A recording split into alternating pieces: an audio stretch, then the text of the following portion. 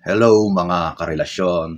Alam nyo ba na may mga lalaki na gagawin ang lahat para makadiskarte o maka-score sa babae?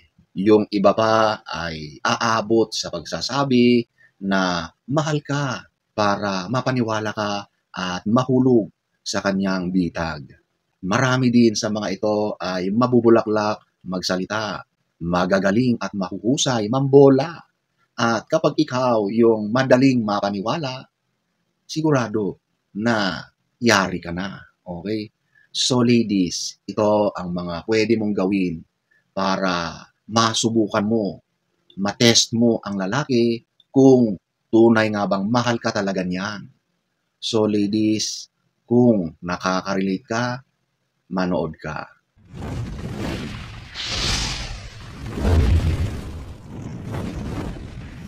Number 1, eto yung the boundary test.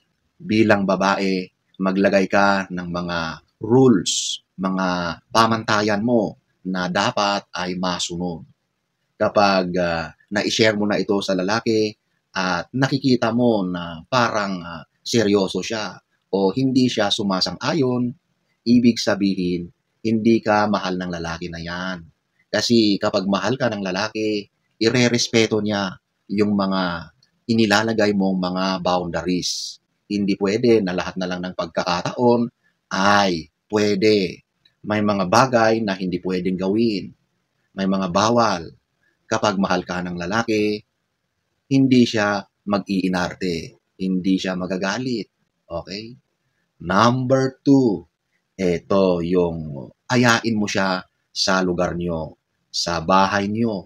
Dito mo talaga makikita kung ano ang magiging reaction niya.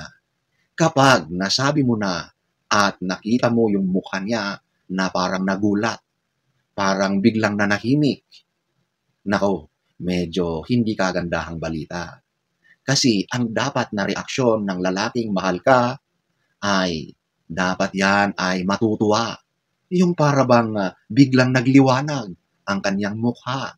Mahal ka ng lalaki kapag maganda ang take niya sa iyong invitation. Okay?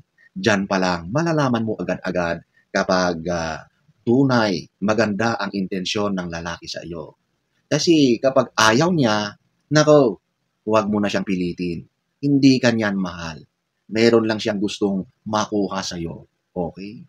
Number 3, eto yung magpakita ka sa kanya ng picture or larawan na meron kang kasamang ibang lalaki.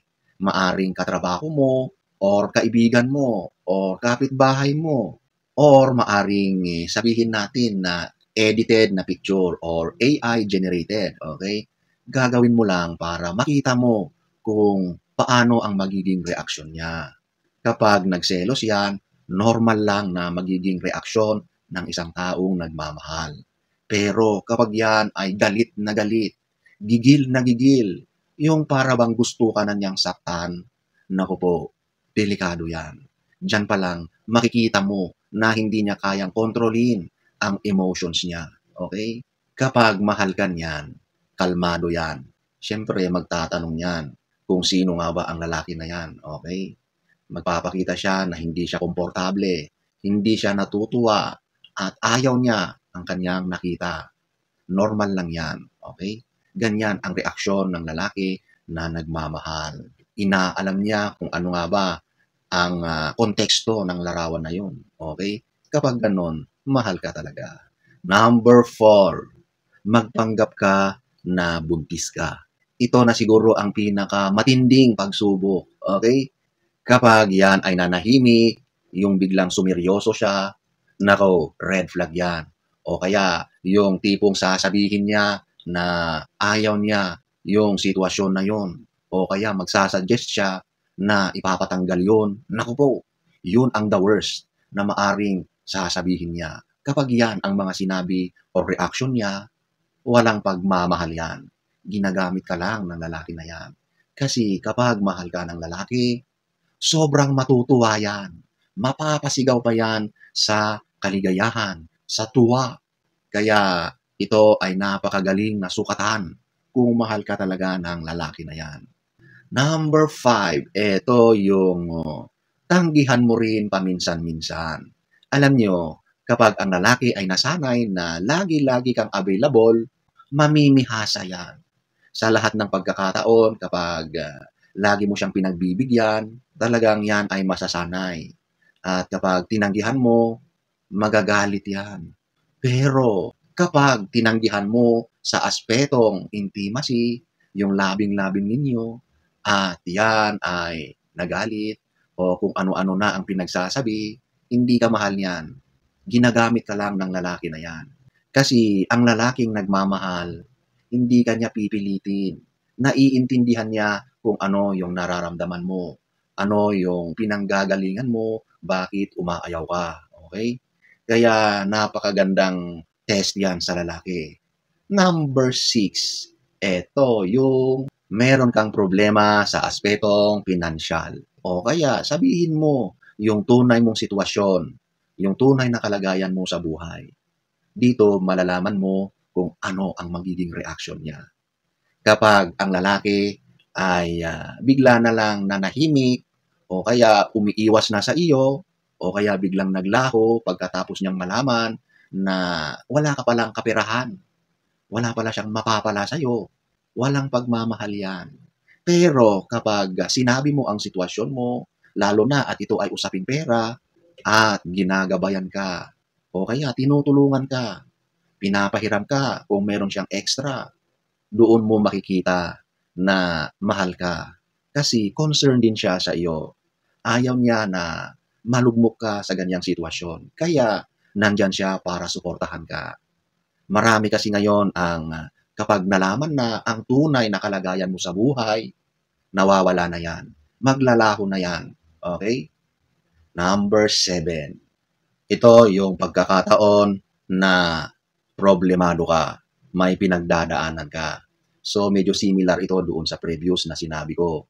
Pero dito talaga, masusubukan mo ang lalaki kung ano ang magiging gagawin niya. Alam nyo kasi, marami ngayon ang mga nasa relasyon na kapag masaya ang lahat, nandyan sila. Pero kapag nagiging mahirap na ang sitwasyon, nagkakaroon na ng mga problema, bigla silang naglalaho. At kapag ang lalaki na yan ay nakita ang kalagayan mo, nagsabi ka sa kanya na meron kang ganitong pinagdadaanan, nasa baba ka, may problema kang malala, at bigla yang nawala, or hindi ka na kinakausap, hindi mo na siya mahagilap, walang pagmamahal yan. Nandyan lang yan sa panahon ng saya. At pinapakinabangan ka lang yan sa mga conveniences niya. Kumbaga, kapag wala na siyang mapapala sa'yo, naglalaho yan. Walang pagmamahal yon. Ang tunay na pagmamahal, nandyan sa tabi mo sa hirap at ginhawa. 2,000 years later. So, ayan po mga karelasyon, ang ilan lamang sa napakaraming maaring pwede mong gawin para masubukan mo, matest mo kung totoong mahal ka nga ba ng isang lalaki. So, sana ay nagustuhan nyo ang ating topic for today. Next story time. Don't forget to subscribe.